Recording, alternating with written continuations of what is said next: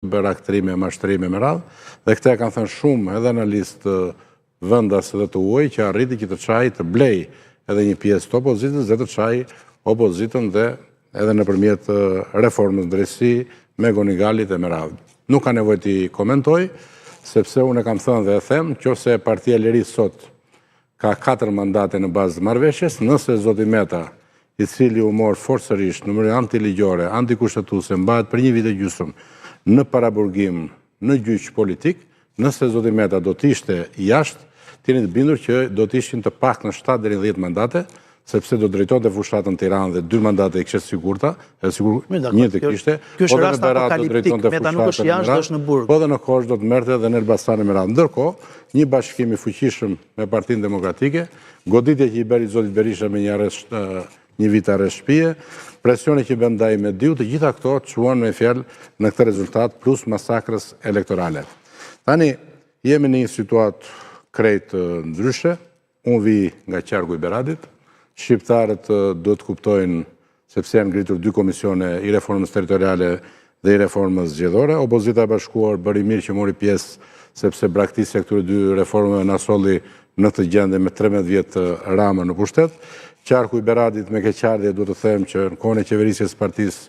Demokratike dhe gjitha zonat rurale u investua jo vetëm infrastrukturë, po edhe në arsim, shëndetësi dhe kudo, tashëm po t'i vësh re që nga Maja Qereshniku po marrë zonat e mia, Lapardha, Lumas, Shegjes, Perondi e Merat, gjitha rrugut që janë bërë në kohën e Partisë Demokratike, po thuajse u bë gati 18 vjet, 17 vjet me fjalë të cilat nuk kapen me dorë, madje janë dëmtuar. Dhe kemi vetëm një përqendrim në qendër të qytetit Beradit, ndërkohë që dhe lagjet janë skandaloze. Mos harrojmë edhe propagandën, më fal pak, mos harrojmë dhe propagandën e mashtrimit, dhe kjo nuk është vetëm qarku e Beradit, po është në gjithë Shqipërinë. Për shembull, marrim qarkun e Beradit. Para 6 vjetësh vajti Rama dhe tha do bëjmë ishullin e Osumit, të gjithë beratësit të gëzuar, ca blend, ca varka të mira, po mi gjishitën pastaj më mbrapa, se tham shqyr dhe ne tham do vëmë atje me shtëpi, t'i shqesim ato tokat në fshate ku kemi të vëmë, sepse marrim në një vark të paktën, do kthehemi si në Cambridge apo si në Amsterdam me varka.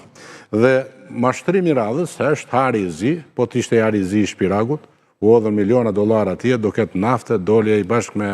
Ballukun, dhe po t'ishte hari i zi, tani nafta do ishte me 1.000 lek, me 1.500 lek. Me fakt këto janë aktrime, propaganda, siç bëri për Bashkimin Evropian 2027 tha do mini pasaportën, kjo ishte një mashtrim i radhës. Siç gënjeu legalizim falas, ndërkohë falas, rend për 100 ditë, pra çdo gjë mashtrim, propagandë për shkak të PR-it, aktrimit, edhe një riorganizimi total me paratpisa të patronazhistëve për të goditur opozitën. Mund të jetë kështu, por ndërkohë që ne jam vetëm fare pak muaj larg zgjedhjeve